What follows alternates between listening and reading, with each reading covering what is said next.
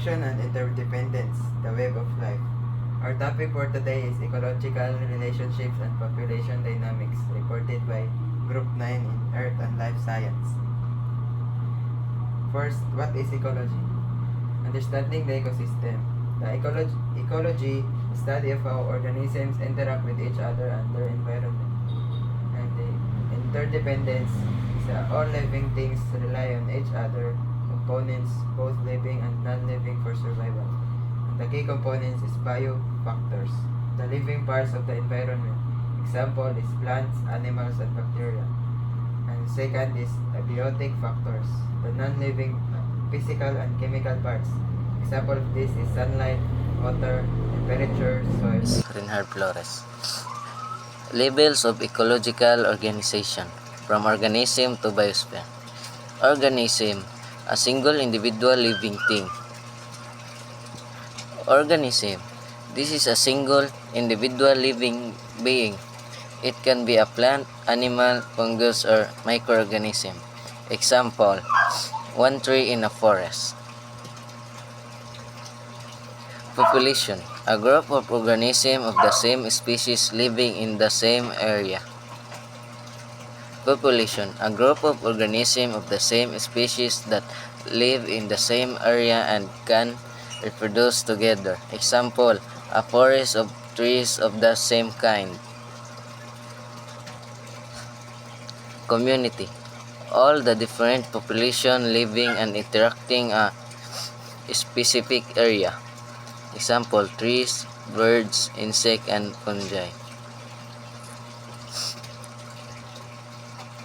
Community, all the different population, various species that live in the interact in a specific area. Ecosystem, the community biotic factors plus the physical environment abiotic factors they interact with.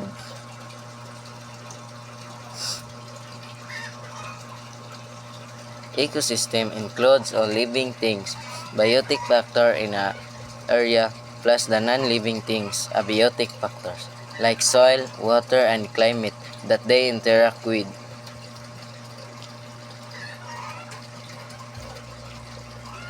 Biosphere, the sum of all ecosystem, the portion of Earth where life exists. Biosphere, the largest level, which includes all ecosystem on Earth. It is the part of the planet where life exists. Example, the whole Earth where living things are found. Maura to. Salamat. Ecological relationship symbiosis. Symbiosis, which means a long-term and close relationship between two different species. There are three main types of symbiosis: mutualism, commensalism, and parasitism. First, mutualism is when both species benefits from each other. For example, bees and flowers help one another. Bees get nectar for food, while flowers get pollinated. Second, commensalism is when species benefits and another is not affected. An example is barnacles on a wheel. The barnacles get a free ride and food, while the wheel is not harmed or helped. Lastly, parasitism is when one species benefits but the other is harmed. For example, ticks are placed as a dog. The ticks get food and shelter, but the dog is hurt. Symbiosis show how living things depend on one another and different ways to survive in the environment. Ecological relationship, non-symbiotic. Non-symbiotic interactions are relationship between organisms where they do not live closely together but depend on each other for survival but still affect one another in the ecosystem. Predation. In predation, one organism, the predator, hunts, kills, and eats another organism, the prey, for food. Effect. Predator benefits by getting food. Prey. It's harmed or killed. Role in nature. Predation helps control population size, preventing any species from overpopulation and maintaining balance in ecosystem. Example, a lion hunting a zebra.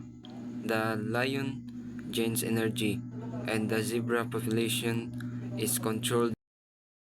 Competition. Definition. Competition happens when two or more organisms fight for the same limited resources such as food, water, space, or meat. Effect.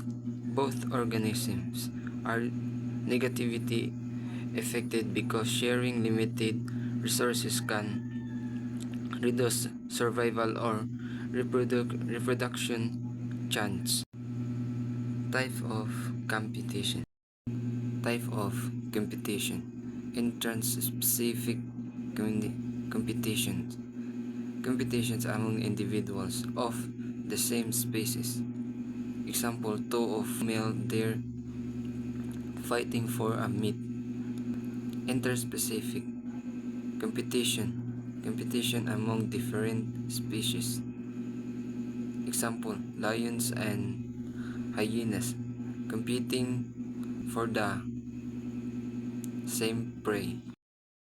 Good afternoon everyone, my name is Chris Loymonte and this is my topic, Importance of Balance. Maintaining ecological balance. These interactions ensure energy flow and nutrient cycling within the ecosystem. And a stable ecosystem has a balanced population where the birth rate equals the death rate, keeping resources stable. So ang pasabot ani kay kung ganahan ka naatay stable nga ecosystem, dapat balance daw atong population nya. Dapat same ra atong birth rate sa atong death rate. Our role, understanding interdependence is a crucial for conservation and sustainable development. So ang pasabot ana dapat pagkasinabot ta sa usag-usa kay importante na para sa konserbasyon at atong mapanatili ang kaunlaran.